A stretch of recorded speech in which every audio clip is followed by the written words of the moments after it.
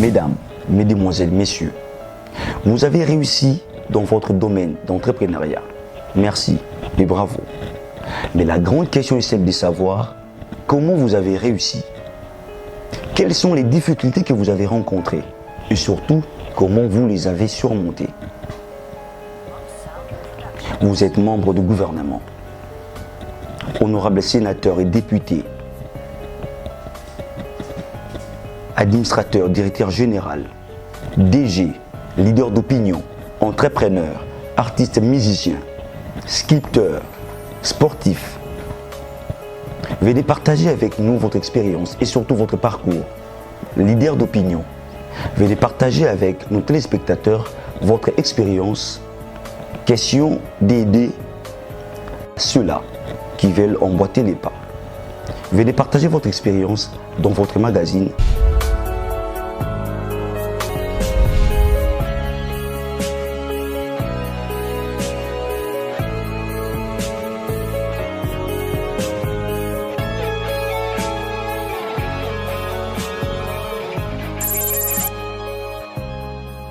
Vous nous suivez de partout, mesdames et messieurs. Bienvenue à ce nouveau numéro de votre magazine Top Manager, magazine axé sur l'entrepreneuriat.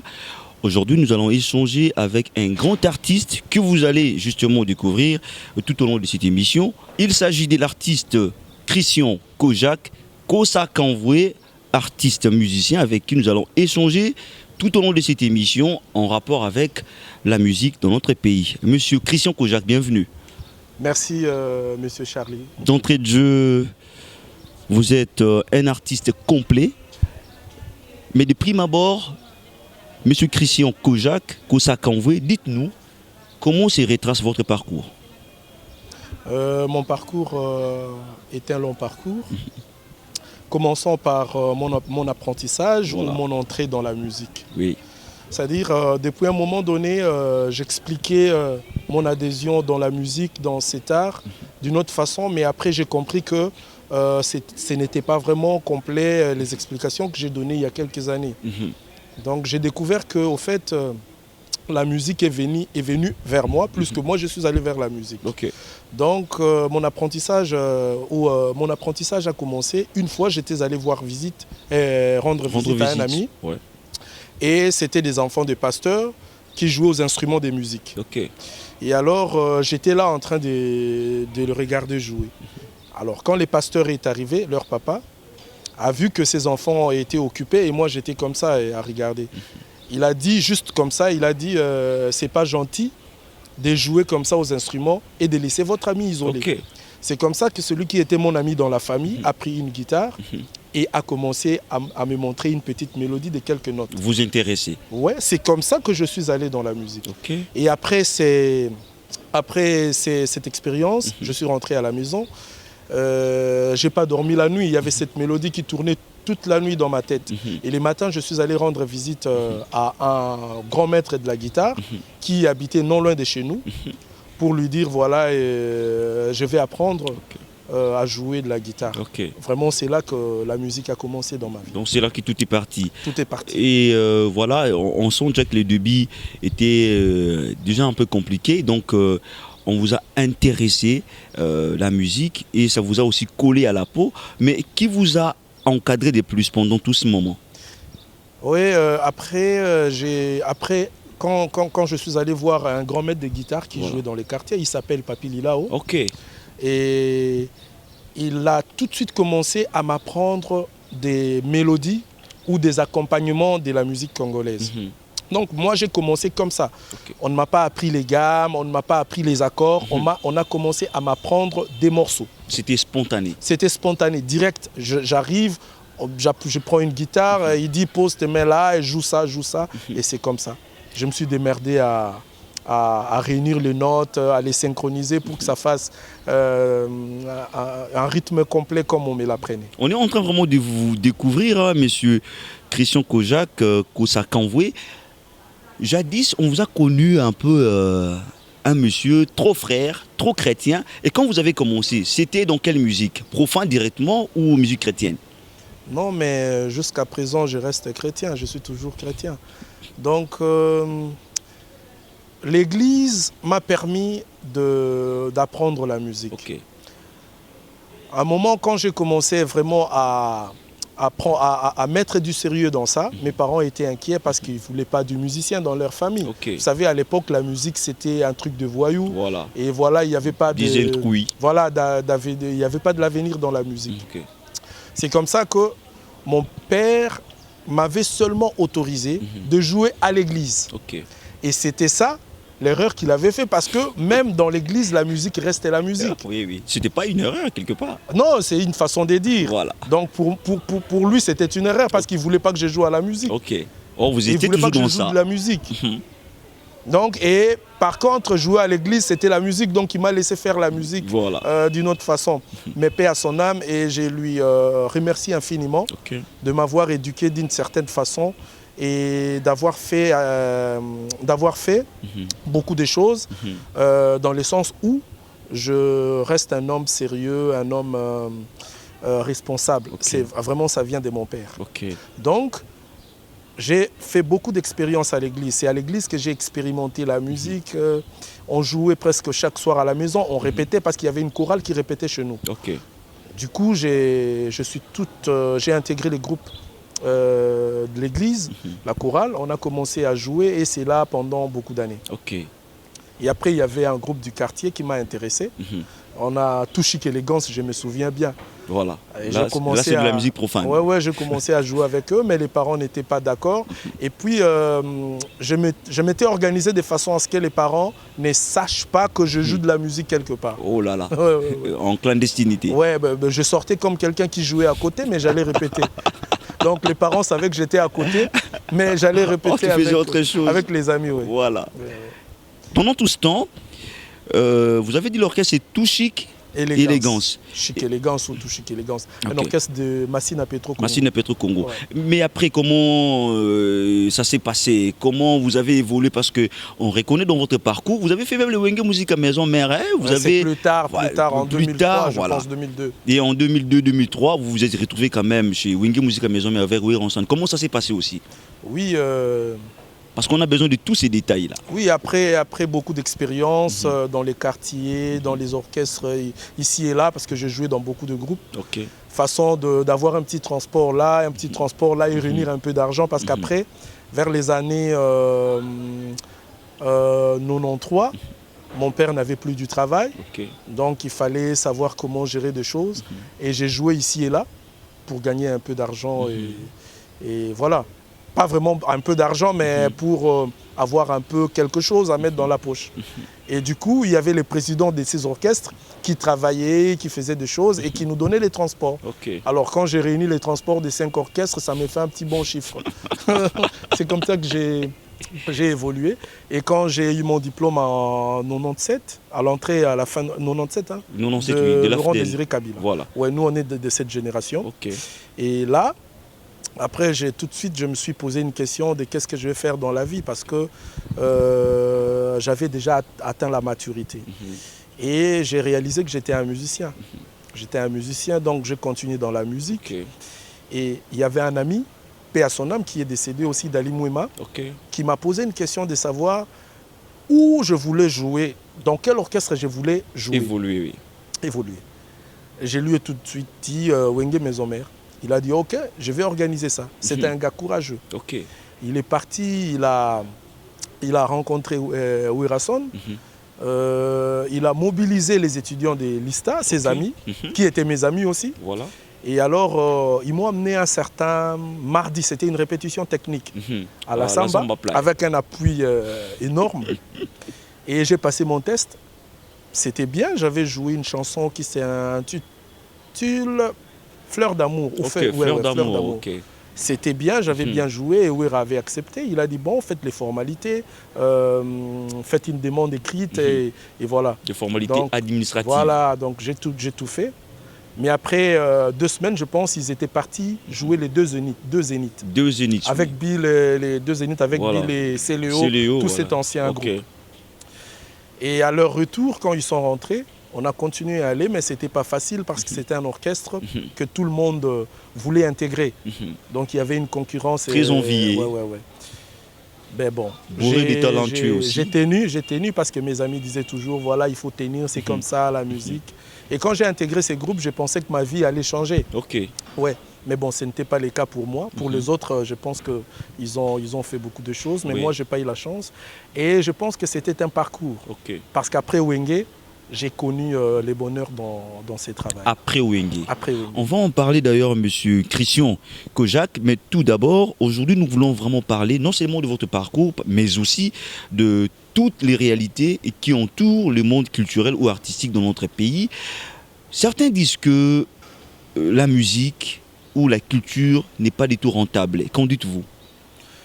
Ils ont raison d'un côté et de l'autre, ils ont aussi tort. Donc c'est pour dire que c'est complexe. Ok, Ouais. C'est un domaine qui n'est pas bien organisé dans notre pays. ok. Ce qui fait qu'il n'y a pas de l'ordre, il n'y a pas de structure, ce qui fait que chacun fait ce qu'il veut. Alors ceux qui ont de la chance, ils arrivent à gagner. Et ceux qui n'en ont pas, ils se battent, mais ce n'est pas toujours facile. C'est pas toujours facile. Aujourd'hui, par exemple, il n'y a plus de producteurs, il n'y a plus de managers. Pas de artiste, mécènes. Pas de mécènes. Chaque artiste se débrouille. Et ce n'est pas facile. Déjà, dans notre pays, on n'a pas de financement, Ok, dans la zone culturelle. voilà. C'est-à-dire que tu ne verras pas un artiste congolais qui a obtenu un financement de l'État congolais. Non. Donc les financements qu'on a au Congo, c'est des financements qui viennent d'ailleurs. Ok. Ouais. Et Moi, voilà. Oui, moi par exemple, c'est l'Institut français qui a financé mes projets, qui a soutenu mes projets, et ce qui fait que je vive, ce qui fait que j'ai fait un parcours, vraiment magnifique.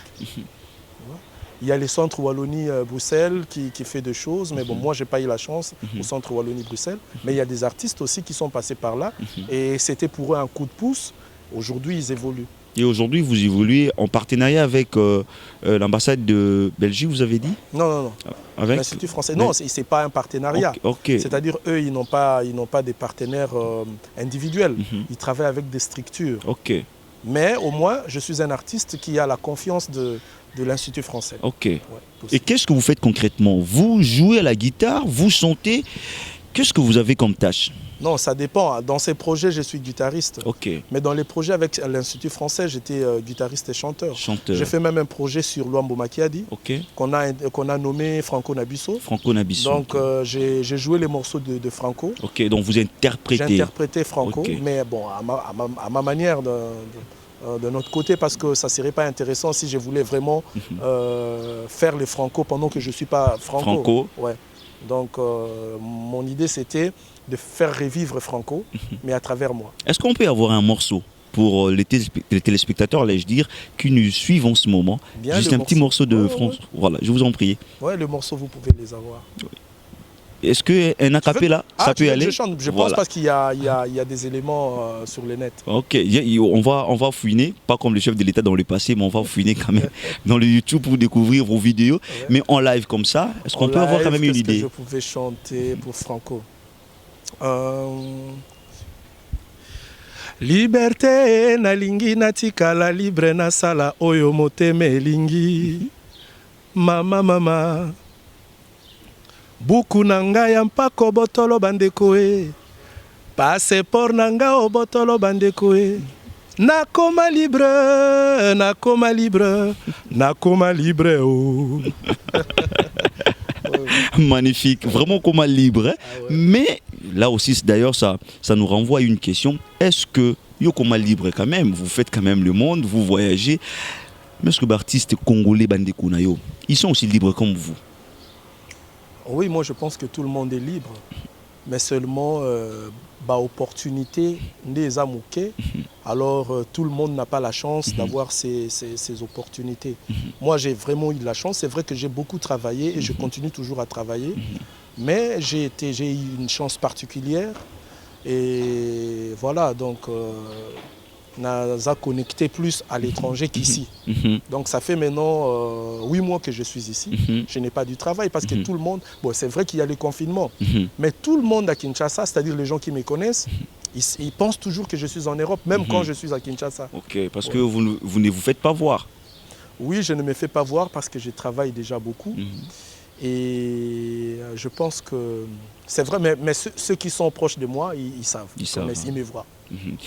Monsieur Kojak, beaucoup de questions entourent, ou beaucoup de réalités entourent votre domaine, je dirais artistique dans notre pays.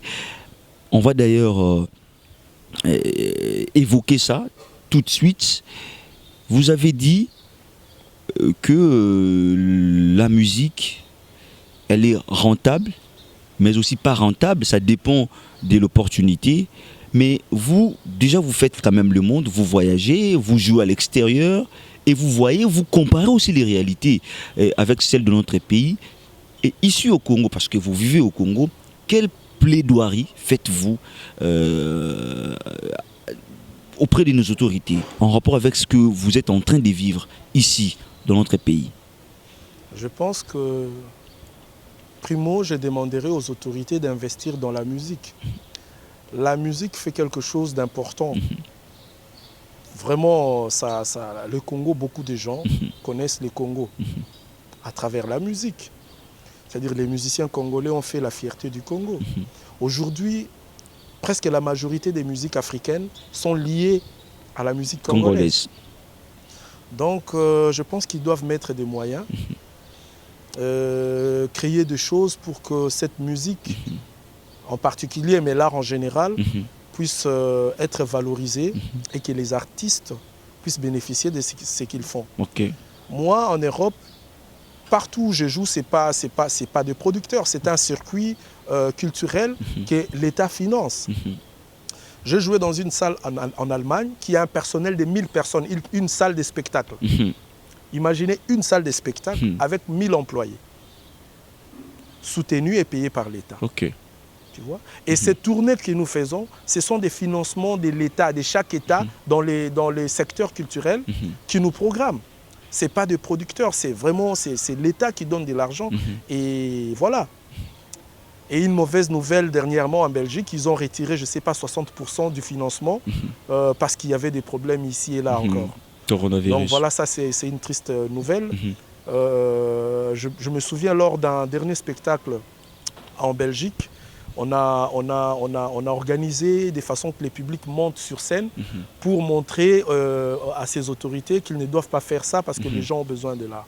Donc bref, l'État doit prendre ça en charge, organiser ça, essayer de mettre un peu d'argent pour permettre aux artistes de vivre de leur art. C'est vrai qu'il y a le côté, donc l'autre côté c'est le côté commercial. Voilà. Les artistes comme Fali, comme Ferré, comme tous ces grands artistes, Grand Mopao, Koffi Olomide ou Rasson Jibé, pour ne pas citer les noms de tout le monde, ils ont su comment vendre leur musique, comment leur produire de l'argent dans cette musique. Mais aujourd'hui, ça devient aussi un peu compliqué.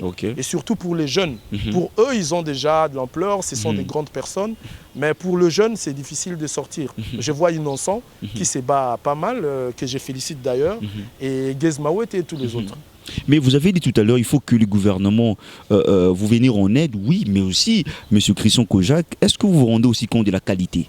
Parce que là aussi, il y a beaucoup de questions qui vous seront posées. Mais est-ce que nous avons de la qualité aujourd'hui dans le chef de nos artistes? Oui, partout tu trouveras la bonne qualité et la mauvaise. Donc, il y a la qualité et il y a aussi la mauvaise qualité. Aujourd'hui, vous avez opéré d'interpréter Luambo Makiadi. Pourquoi ce choix? Ce choix, déjà, c'était parce que c'était mon artiste préféré. Et puis, étant guitariste, le jeu de guitare de Franco est un jeu particulier et que je trouve extrêmement joli à exécuter et difficile déjà parce que ce n'est pas tout le monde qui peut faire les Franco. Donc j'aime pas la facilité. Ouais, j'aime des choses qui sont un peu solides. Ouais. Et quel parallélisme faites-vous aujourd'hui de compositions ou des chansons anciennes et celles des artistes actuels? Ben déjà, ça part de l'inspiration. Les anciens artistes étaient inspirés. Ils n'avaient pas, dans leur tête, quand ils composaient, ils ne fixaient pas de choses. Non, ils se laissaient emporter par les idées qui venaient dans leur tête et ils écrivaient. Aujourd'hui, les gens sont focalisés sur quelque chose. Je dois vendre. je dois bouger les gens, je dois faire ceci. Il faut faire Donc, même du n'importe quoi. C'est comme ça qu'ils font du n'importe quoi pour amuser la galerie. Donc au fond, il n'y a pas de l'inspiration. Voilà. Moi, je pense qu'une œuvre d'art doit être inspirée. C'est vrai. Un artiste peut ne pas être inspiré, faire quelque chose. Mais les choses solides, les choses sérieuses, ce sont des choses inspirées. Vous avez dit tout à l'heure que vous préférez la méritocratie. Vous aimez des choses pas dures, mais des choses qui sont quand même, qui demandent d'abord du temps, Oui. et puis le faire bien, dans la conscience professionnelle. Mais quel conseil avez-vous à prodiguer quand même à vos jeunes frères, à vos jeunes sœurs, qui sont beaucoup plus critiqués, là on doit quand même se les dire. Mais, Vos jeunes frères, les artistes actuels qui sont du n'importe quoi et qui ne sont pas beaucoup appréciés, surtout par le vieux. Quel conseil avez-vous à leur prodiguer? non, déjà, il y a toujours conflit des générations. Hein. Attends, les vieux ne vont pas apprécier les jeunes artistes n'importe comment. Donc, d'abord, il y a ça. Mais bon, moi, je pense que au-delà de l'art, on est des humains, on est des enfants, on est des frères, on est des parents. Nous devons tenir compte de ces côtés. Okay. On ne peut pas chanter n'importe quoi devant tout le monde. Je pense que ça serait pas décent. Moi, par exemple, je ne le ferai pas. Je ne le ferai pas. Ils pensent que quand ils chantent des bêtises, c'est rentable. Non, ça c'est ce qu'ils ont dans la tête. Okay. Même s'ils ne chantent pas ça, ça serait la même chose. Il y a des chansons comme une chanson des Ferré que je connais. Dans cette chanson, je n'entends pas d'insanité. Mais à un moment donné, ça a connu un succès. Il y a beaucoup de chansons comme ça que je peux énumérer, où il n'y a rien de flou, mais ça connaît des succès. Okay. Par exemple, bon, je passe pour ne pas tout citer. Donc, ils ne sont pas obligés de mettre ces côtés et de salir leur famille, pensant que c'est comme ça qu'ils vont gagner de l'argent. Vous avez un méga ministère, c'est le ministère des Cultures et des Arts. Aujourd'hui, vous avez dit que vous éprouvez beaucoup de difficultés, pas des salles de spectacle, pas des mécènes. Actuellement, les artistes font ce qu'on appelle l'autoproduction. Mais s'il faut assainir ce ministère, qu'est-ce que vous proposez? Non, mais s'il y a un ministère qui existe mais qui n'existe pas, c'est le ministère de Culture et Arts. Qu'est-ce qu'il faut? Alors, mais il faut des réformes, il faut donner de budget. Je ne sais pas. Il paraît qu'il y a un ministre qui avait dit qu'ils n'ont pas de financement, ils n'ont pas de budget dans les ministères de Culture et Arts. Je ne crois pas. Ah ben... Un ministère sans financement, je ne crois pas. Ah non, mais voilà, il y a un ministre qui a dit ça. Ça, c'est ce que j'ai entendu, je ne sais pas. Alors, s'il y a des financements, qu'est-ce qu'ils ont financé des concrets dans ces secteurs? S'il y a des financements, qui ils financent? Qu'est-ce que ces gens, ces financements a produit après? Donc j'ai cru à ça parce que je n'ai jamais vu un artiste congolais être financé par les ministères des Cultures et Arts congolais. On vous a reçu aujourd'hui, monsieur Christian Kojak Kosakanvoué. Dites-nous quand même, ça on n'a pas évoqué, quels sont les moments kéros, les moments difficiles que vous avez connus dans votre parcours? Les moments très difficiles dans mon parcours, c'était les grands moments difficiles pour moi, c'était quand je suis passé dans Wenge. Ok. La période où j'ai passé dans Wenge, j'étais malheureux parce que tout ce que je pensais quand j'étais en dehors, c'était pas ce que j'ai vu quand j'étais Pourtant, les gens dedans. croyaient que c'était une période de gloire pour vous. Non, mais ça, c'est ce que toujours les gens voient. Wenge musique à maison mère. Ben oui, les gens pensaient que Michael Jackson était heureux, mais c'était quelqu'un de malheureux.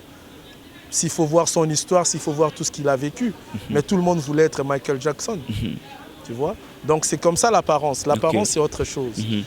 Donc c'est les pires moments que j'ai passés, c'était dans cet orchestre. Mais en même temps, pour moi, c'était une formation parce que passer des moments comme ça où on ne vous respecte pas, des moments où tu joues pendant 3 mois, tu joues de concert, tu joues sur scène, il y a les chefs d'orchestre qui distribuent les transports, qui te disent que tu n'es pas encore intégré dans le groupe, tu ne peux pas avoir un transport, pendant que tu viens de descendre sur scène, tu vois, des choses comme ça. Et c'était vraiment un moment très difficile pour moi. Mais en même temps, ça m'a forgé aussi. Ok. Ouais. J'ai appris je sais comment me tenir sur scène à partir de Wera Son.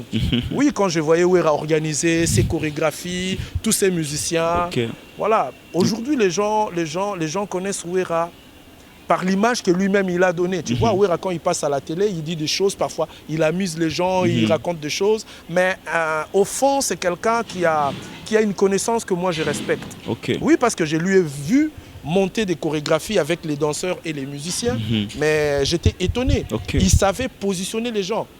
Une fois avant de jouer le Zénith, il disait aux musiciens, il ne faut pas faire ces mouvements, parce que la salle elle est grande, on ne verra pas ces mouvements, il faut faire ça. Ok. Tu vois, déjà, je connaissais ce qu'il faisait. Il connaissait ce qu'il faisait. Ok. Donc, des choses comme ça, ça a augmenté son estime en moi. Donc on peut confirmer que Ouéranson, c'est vraiment un formateur? Non, un formateur, je ne sais pas, mais c'est quelqu'un, moi, plutôt un coach.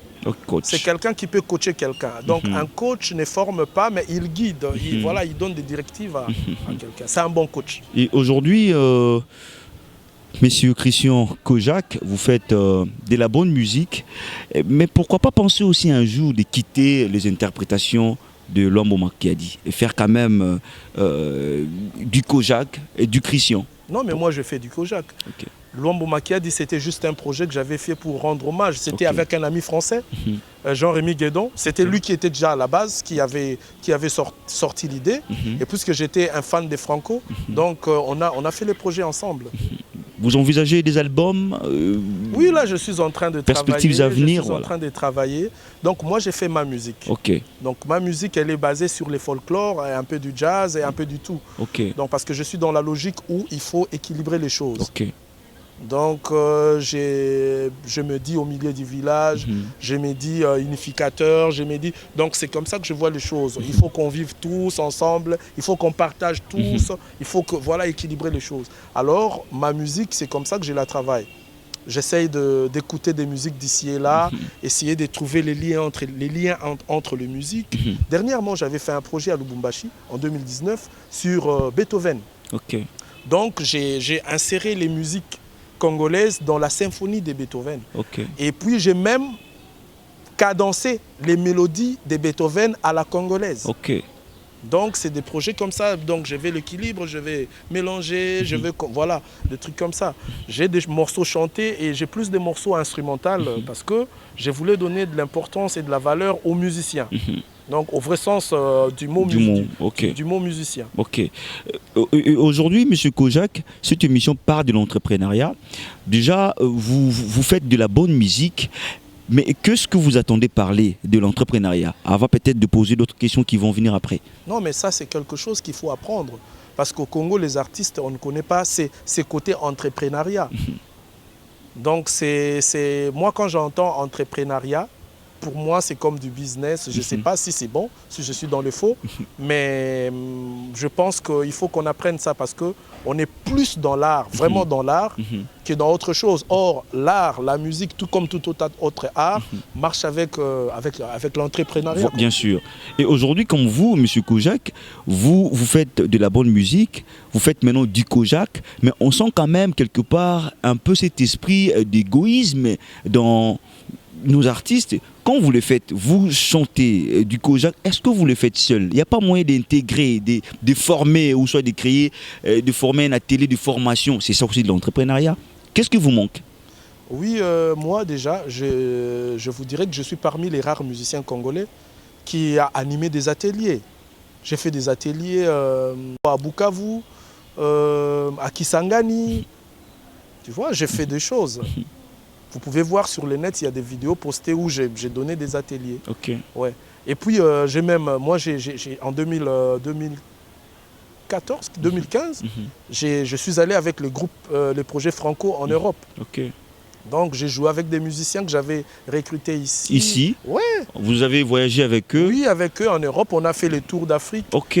Ouais, dans 31 villes africaines. Ok. Et c'était bon, tout s'était très bien passé? Oui, ça s'est très bien passé. Les projets ont connu un succès. Moi, avec mon petit projet, j'ai fait 6 pays, une tournée de 6 pays. Donc, il était prévu que je tourne aussi cette année, malheureusement, avec mon groupe.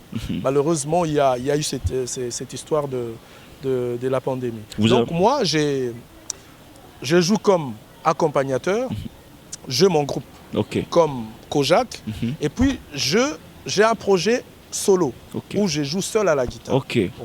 Donc vous êtes bifacial, vous avez 2 projets. Non, j'ai 3. Oh, J'ai 3. 2 projets, Ok. mais je peux faire beaucoup d'autres choses. Donc je Ok. suis un musicien au départ. Je suis un guitariste qui peut jouer dans les disques de n'importe qui. Ok. Vous pouvez voir, il y a 2 semaines passées, j'ai joué dans les disques de Michel Bass, qui Michel est un Bass. ami Ok. avec qui on a joué chez Wirason. Voilà. Donc j'ai joué dans beaucoup d'autres choses que je ne peux pas énumérer aussi. On arrive sûrement à la fin de notre entretien, M. Kojak, mais il y avait aussi une réalité. Vous savez, ça fait quand même beaucoup d'années passées. Les artistes musiciens congolais ne jouaient plus à l'espace Schengen. Déjà, Fally a pu quand même commencer à jouer. C'est une bonne chose pour vous. Avez-vous aussi un message à l'endroit des Congolais qui vivent là-bas pour leurs frères, artistes, musiciens congolais qui peuvent désormais franchir la cape? Oui, je pense que Fally a joué, mais c'était avec beaucoup de mal, c'était avec beaucoup d'incidents. Je pense qu'on peut toujours organiser ça d'une façon à ce que les deux camps, les camps des gens qui ne veulent pas que ça joue et des autres, puissent s'entendre et trouver une solution. C'est toujours possible. Mais le grand problème dans ça, c'est qu'il y a beaucoup de haine et de jalousie que je peux remarquer de loin, ce qui rend la chose difficile et compliquée. Ouais. Mais je pense toujours qu'avec les dirigeants actuels, si ils peuvent organiser quelque chose pour essayer de remédier à cette situation. Et je pense même que c'est l'une des causes aussi de la chute, de la baisse de notre musique. Ouais. Parce que ces salles, tous ces événements donnaient beaucoup de tonus, du tonus à notre musique. Ok. Et M. Kojak, c'est la toute dernière question pour ce numéro. Beaucoup de parents considèrent la musique comme un monde des instruits, un monde des gens moins considérés. Aujourd'hui, vous êtes dans ce monde-là. Quel conseil avez-vous ou quel message avez-vous à l'endroit des parents qui les considèrent ainsi? Je pense que, comme je vous ai dit,